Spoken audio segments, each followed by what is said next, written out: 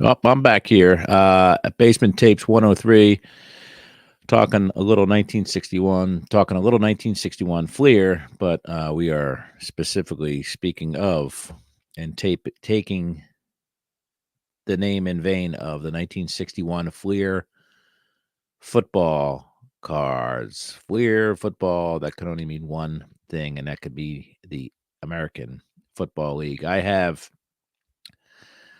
109 of these fine little pieces of standard size cardboard. Let's look at what Beckett says. What did I say? I have 109. Okay. All right. So it says the 1961 Fleer football set contains 220 standard size cards. I screwed up here. The set contains NFL 1 through 30, 132, and AFL 133 through 220 players. The cards are grouped alphabetically by team nicknames within league. The backs are printed in black and lime green on a white cardstock. The AFL cards are often found in uncut sheet form. The key rookie cards in this set are John Brodie, Tom Flores, Don Maynard, Don Meredith, and Jim Otto. So we just learned in real time that this is the combined NFL and AFL set. Now, that might not seem like a big deal to people born in a later generation, such as myself, who only really knew a combined pro football league, but these were two distinctly different competing leagues combined into one set, which is kind of revolutionary. We would see this later on in the 70s with the NBA and the ABA, but this really is cutting edge stuff. It's not like putting a National League and American League together for the first time. This really is a two different leagues in one set, which is fun to ponder. 220 cards, 1205 is your average value for a total value of $2,650. A set will cost you between $1,000 and $1,600. So it looks to me like I'm about halfway done this set. Let's look at the top three in perceived value, according to Beckett OPG. Jim Brown, card number 11, Don Meredith, card number 41, and Johnny Unitas, card number 30. And then there's legends abound following that. So lots of big players in here from that era, probably all of them, right? Since it's encompassing two leagues. But fun, revolutionary set, I guess, brought to you by the Frank H. Fleer Company from Philadelphia, PA. Again, 220 cards. Let's see here. Beautiful cards, if you ask me, but we'll get into that in a minute. Teams represented are the Baltimore Colts, the Boston Patriots, the Buffalo Bills, the Canton Bulldogs, Chicago Bears, Cleveland Browns, Dallas Cowboys, Dallas Texans, Denver Broncos, Detroit Lions, Green Bay Packers, Houston Oilers, Los Angeles Rams, Minnesota Vikings, New York Giants, New York Titans, Oakland Raiders, Philadelphia Eagles, Pittsburgh Steelers, San Diego Chargers, San Diego 49ers, St. Louis Cardinals, and they's Washington Redskins. So let's see here. What was I thinking? Trying to think of where up the Dallas Texans are still in Texas. Gotcha. Hall of Famers in here. There are a lot of them. 38. You have your Stan Jones, Doug Atkins, Jim Brown, Bobby Mitchell, Johnny Unitas, Lenny Moore, Raymond Berry, Jim Parker, Gino Marchetti, Art Donovan, Tommy McDonald, Chuck Bednarik, Bob St. Clair, Leo Nomalini, Roosevelt Brown, Sam Huff, Andy Robustelli, Dick Lane, Yale, Larry, Joe Schmidt, Bart Starr, Jimmy Taylor, Paul Horning, Forrest Gregg, Jerry Kramer, Jim Ringo, Ollie Matson, Les Richter, Bobby Lane, John Henry Johnson, Ernie Stautner, Hugh McElhenney, Ron Mix, George Blanda, Tom Flores, Jim Otto, Johnny Robinson, Don Maynard. Any questions, folks? Rookies? We talked about some big ones: Dandy Don Meredith and John Brodie and Jim Otto and Tom Flores, I think, if I didn't say that twice. Let's look at inserts and related sets. There is a Magic Message Blue. Not quite sure what that means, but I guess they're trivia questions that have been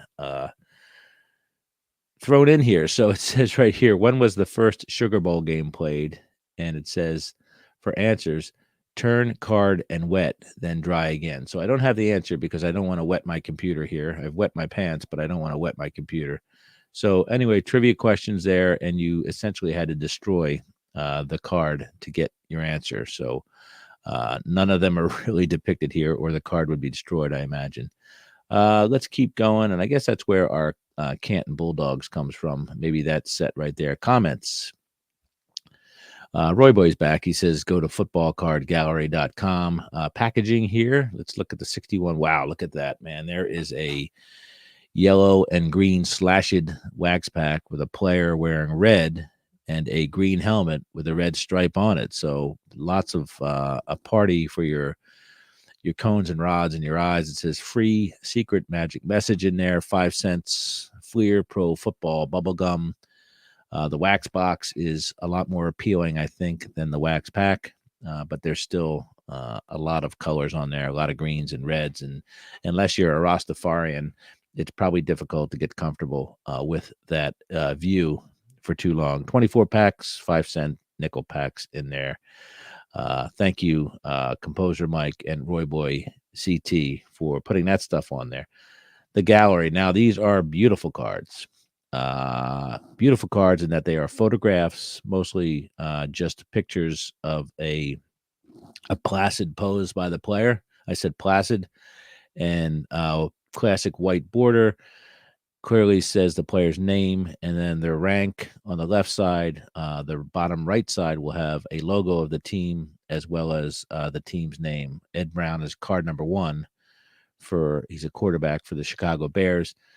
So it looks like it goes in team order, and then within the teams, it goes in alphabetical order. Fleer trying to simplify things for people like me. Ed Brown card, kind of a beautiful card there. It looks like Memorial Stadium in Baltimore, but I'm not quite sure. There's a bunch of light towers in the back.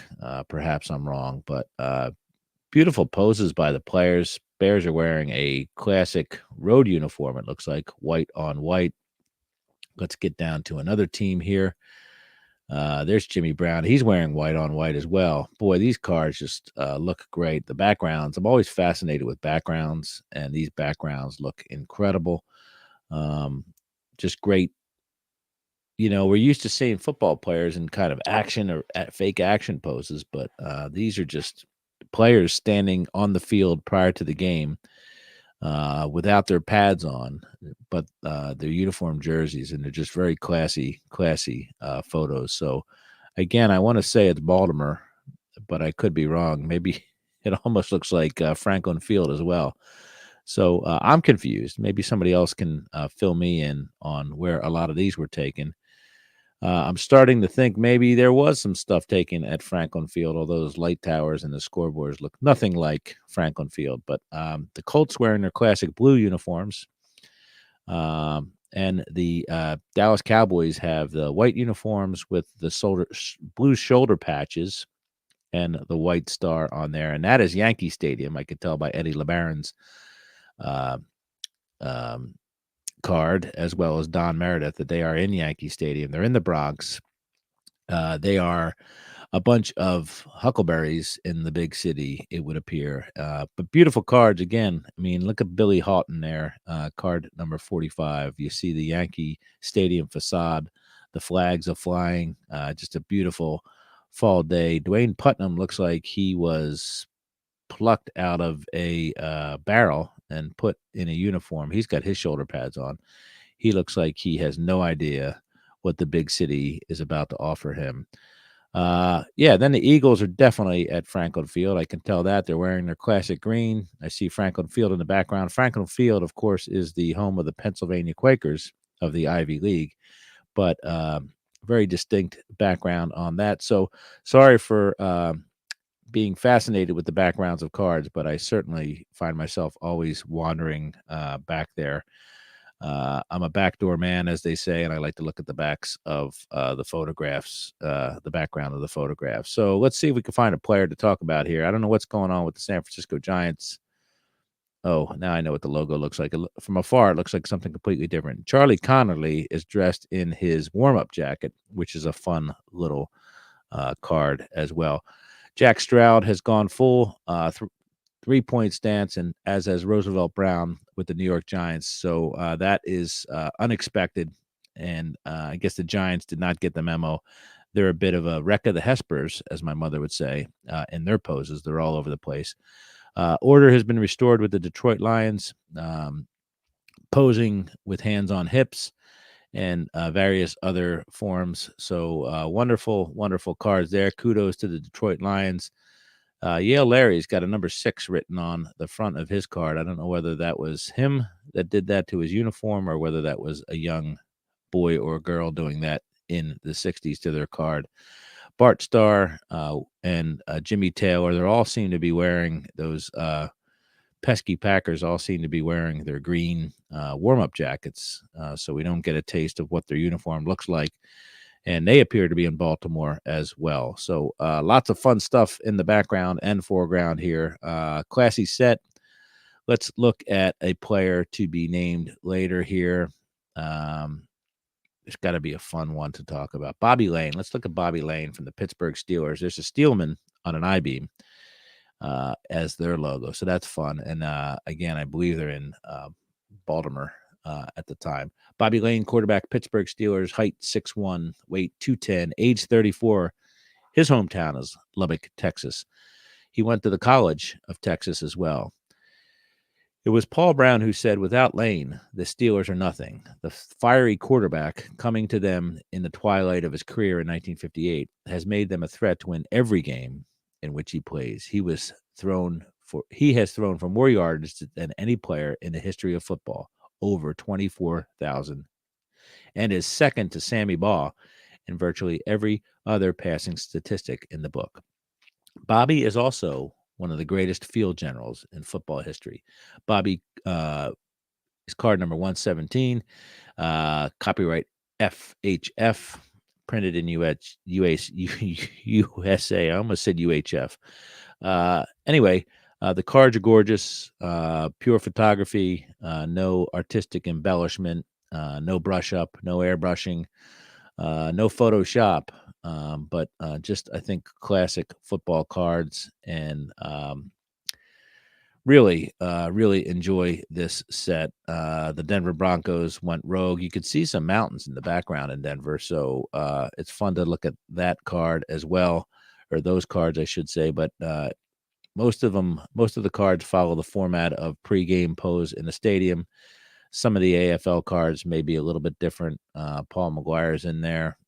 Anyway, fun little set. The NFLers are doing one thing, the AFLers perhaps another thing. And I don't know. I just think that this is a gorgeous little historical set, bringing the NFL and the AFL together on paper, at least, for the very first time. So that's it. Basement Tapes 103.